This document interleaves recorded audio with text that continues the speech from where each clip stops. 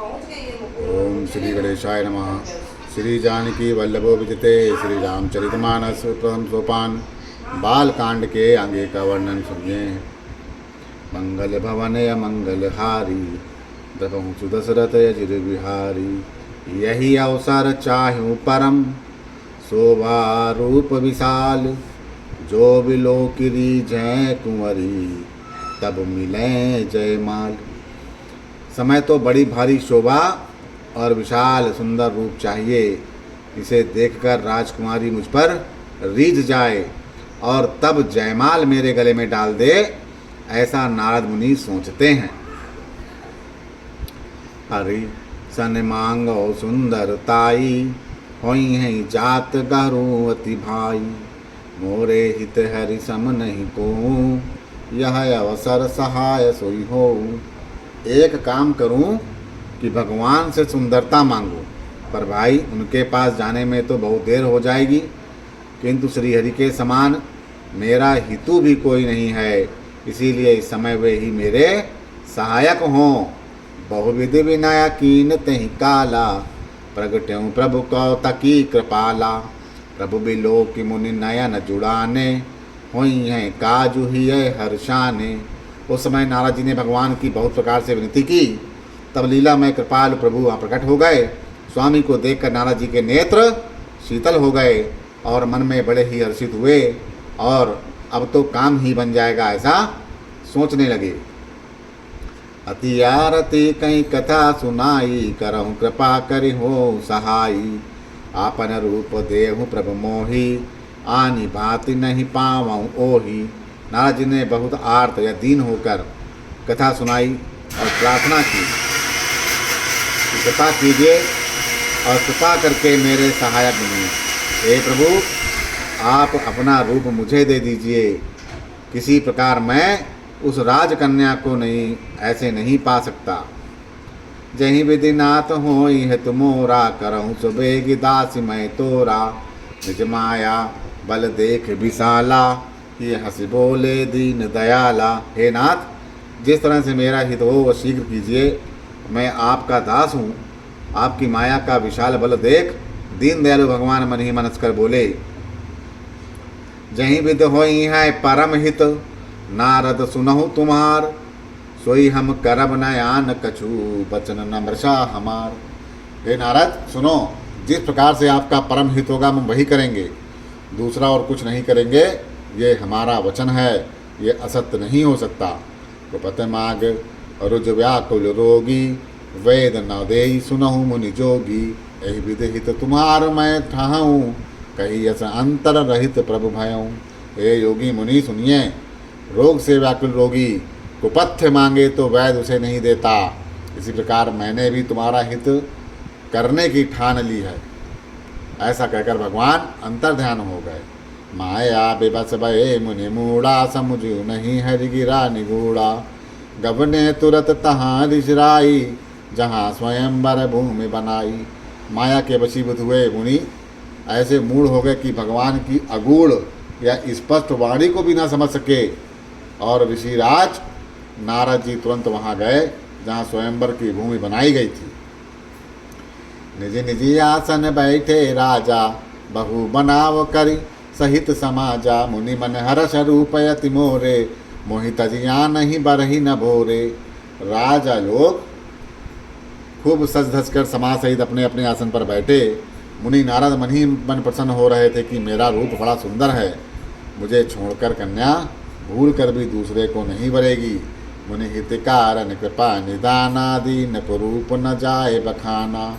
सो चरित्र लखि काहू न पावा नारद जान सबहि सिर नावा। कृपा निधान भगवान ने मुनि के कल्याण के लिए उन्हें ऐसा कुरूप बना दिया कि जिसका वर्णन नहीं हो सकता। पर यह चरित्र कोई भी न जान सका, सबने उन्हें नारद ही जानकर प्रणाम किया। रहे तहाँ दुई रुद्रगण ते जान ही सब भेऊ। वे प्रवेश देखत फिरहीं परम कौतुकी तेऊ। वहाँ दो शिव के गण भी थे, वे सब भेद जानते थे और ब्राह्मण का वेश बनाकर सारी लीला देखते फिरते थे। वे भी बड़े मौजी थे। जही समाज बैठे मुनि जाई, हृदय रूप अहमित अधिकाई, तहीं बैठे महेश गण दो, विप्रवेश गति लखई न को। नारद जी अपने हृदय में रूप का बड़ा अभिमान लेकर जिस समाज में, जिस पंक्ति में जाकर बैठे, ये शिव जी के दोनों गण भी वहीं बैठ गए। ब्राह्मण के वेश में होने के कारण उनकी इस चालाकी को कोई न जान सका। करहीं कूट नारद ही सुनाई, नीक दीन हरि सुंदरताई, री जय राज कुंवरी छब देखी, इन्हीं बिरही हरि जान विषेकी। वे नारद जी को सुना सुनाकर कहने लगे, भगवान ने इनको अच्छी सुंदरता दी है, इनकी शोभा देखकर राजकुमारी रीझ जाएगी। और हरि या बानर जानकर, हरि मतलब यहाँ पे बानर को बोला, बानर जानकर इनको खास तौर से वरेगी। मुनहि मोह मन हाथ पराए, हसहि शंभुगन अति सचुपाए, जदपि सुनहि मुनि अटिपटि बानी, समझ न परहि बोधि ब्रह्मसानी। नारद मुनि को मोह हो रहा था, क्योंकि उनका मन दूसरे के हाथ या माया के वश में था। शिव जी के गण बहुत प्रसन्न होकर हंस रहे थे। यद्यपि मुनि उनकी अटपटी बातें सुन रहे थे, पर बुद्धि ब्रह्म हो में सनी हुई होने के कारण वे बातें उनकी समझ में नहीं आ रही थी। उनकी बातों को वे अपनी प्रशंसा समझ रहे थे। काहु न लखा सो चरित विशेखा, सो स्वरूप नृप कन्या देखा, मरकट बदन भयंकर देही, देख हृदय क्रोध बाते ही। इस विशेष चरित्र को और किसी ने नहीं जाना, केवल राजकन्या यानी नारद जी का वह रूप देखकर उसका बंदर सा मुंह और भयंकर शरीर देखते ही कन्या के हृदय में क्रोध उत्पन्न हो गया। सखी संग लह कुंवरी तब, चली जनुराज मराल, देखत फिरहि महीप सब, कर सरोज जयमाल। तब राजकुमारी सखियों के साथ लेकर उस तरफ चली, मानो राज हंसनी चल रही हो। वह अपने कमल जैसे हाथों में जयमाल लिए सब राजाओं को देखती हुई घूमने लगी। जही दिस बैठे नारद फूली, सो दिस तही न बिलो कह भूली, पुनि पुनि मुनि उकसाय कुलाही, देखी दसाहर गण मुस्काही। जिस ओर नारद जी फूले बैठे थे, उस ओर उसने भूल कर भी नहीं देखा। नारद मुनि बार बार उचकते और छटपटाते, उनकी दशा देखकर शिव जी के गण मुस्कुराते हैं। रवि न पुतनुता गायऊ कृपाला, कुंवरी हर्ष में लेऊ जयमाला, दुल्हन लय गए लक्ष्य निवासी, नृप समाज सब भयऊ निराशा। कृपालु भगवान भी राजा का शरीर धारण कर वहां पर जा पहुँचे। राजकुमारी ने हर्षित होकर उनके गले में जयमाल डाल दिया। लक्ष्मी निवास भगवान दुल्हन को ले गए। सारी राजमंडली निराश हो गई। मुनि अति विकल मोहे मति नाठी, मन गिर गई छूट जनु गाठी, तब हरगन बोले मुस्काए, निज मुख मुकर बिलो कहूँ जाए। मोह के कारण मुनि की बुद्धि नष्ट हो गई, जिससे वे राजकुमारी को गई देखकर बहुत ही विकल हो गए, मानो गांठ से छूटकर मणि गिर गई हो। तब शिव जी के गणों ने मुस्कुरा कर कहा, जाके अपना मुंह देख लो शीशा में। असी कहीं दो भागे भय भारी, बदन दीख मुनि बारी निहारी, वे शुभिलो की क्रोधी यति बाड़ा, ति नहीं सराप दीन यति गाड़ा। ऐसा कहकर वे दोनों बहुत भयभीत होकर भागे। मुनि ने जल में जाकर झांक कर अपना मुंह देखा। अपना रूप देखकर उनका क्रोध बढ़ गया। उन्होंने शिव जी के उन गणों को अत्यंत कठोर शाप दे दिया। हो निशाचर जाय तुम, कपटी पापी दो, हंसेऊ हमई सो लेहु फल, बहुर हंसेऊ मुनि को।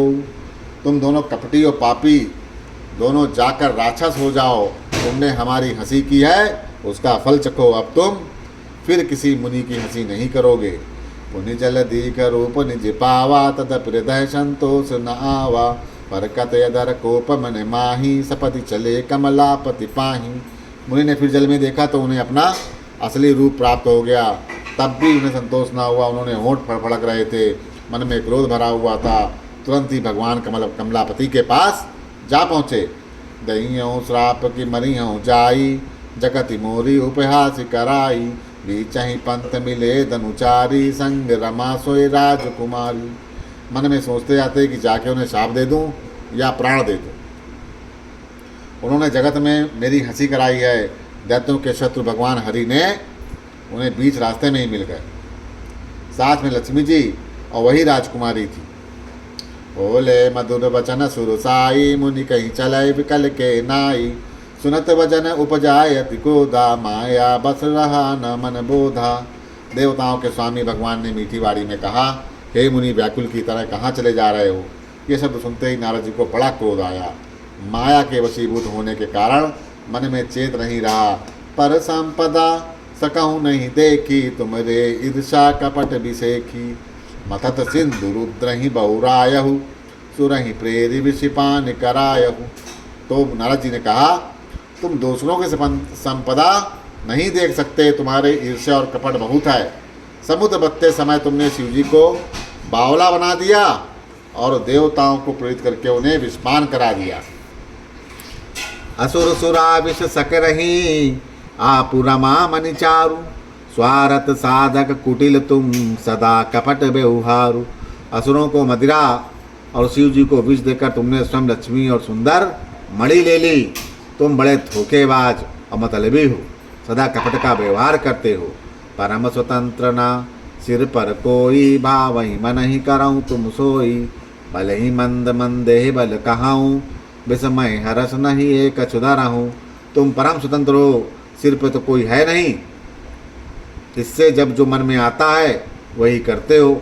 भले को बुरा और बुरे को भरा कर देते हो, हृदय में हर्ष विषाद कुछ नहीं लाते। डकही डकही डहकी डहकी पर चेहू सब काहू, अति असंक मन सदा उछाहू। करम शुभा शुभ तुम ही न बाधा, अभिलग तुम ही न काहू साधा। सबको ठग ठग के परख गए और अंत में निडर हो गए हो। इसी से यानी ठगने के काम से मन में सदा उत्साह रहता है। शुभ अशुभ कर्म तुम्हें बाधा नहीं देते। अब तक तुमको किसी ने ठीक नहीं किया था। भले भवन अब बायन दीना, पहुँगे फल आपन कीना। पहुँचहूँ मोय जवन धरि देहा, सोई तनु धरहूँ श्राप मन एहा। अब की तुमने अच्छे घर में बयाना लिया है, मेरे जैसे जबरदस्त आदमी से छेड़खानी की है तुमने, अतः अपने किए का फल अवश्य पाओगे। जिस शरीर को धारण करके तुमने मुझे ठगा है, तुम भी वही शरीर धारण करो, ये मेरा शाप है।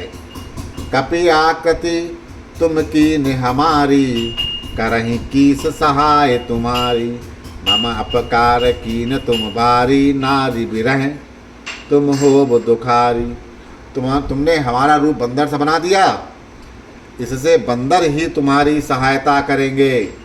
मैं जिस स्त्री को चाहता था उससे मेरा वियोग कराकर तुमने मेरा बड़ा हित किया है, इससे तुम भी स्त्री के वियोग में दुखी हो जाओगे।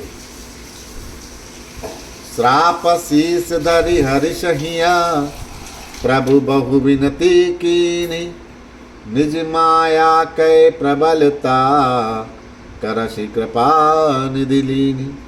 साप को सिर पर चढ़ाकर हृदय में हर्षित होते हुए प्रभु ने नारद जी से बहुत विनती की और कृपा निधान भगवान ने अपनी माया की प्रबलता खींच ली। जब हरि माया दूर बिनिवारी, नहीं तय रमा न राजकुमारी। तब मुनियति सभीत हरिचरना, गहे पाही प्रणतारित हरना। जब भगवान ने अपनी माया को हटा लिया, तब वहाँ न लक्ष्मी रह गई और न राजकुमारी। तब मुनि ने अत्यंत भयभीत होकर श्री हरि के चरण पकड़ लिए और कहा, हे शरणागत के दुखों को हरने वाले, मेरी रक्षा करो। मृषा हो वो मम श्राप कृपाला, मम इच्छा कहे दीन दयाला। मैं दुर्वचन कहे बहु तेरे, कहे मुनि पाप मिटहि किम पेरे। हे कृपालु, मेरा शाप मिथ्या हो जाए। तुम दीनों पर दया करने वाले भगवान ने कहा कि यह सब मेरी ही इच्छा से हुआ है। मुनि ने कहा, मैंने आपको अनेक खोटे वचन कहे, मेरे पाप कैसे मिटेंगे। जपहु जाई शंकर सतनामा, होई हृदय तुरत विश्रामा। कहु नहीं शिव समान प्रिय मोरे, असि परतीत तजहु जनि भोरे।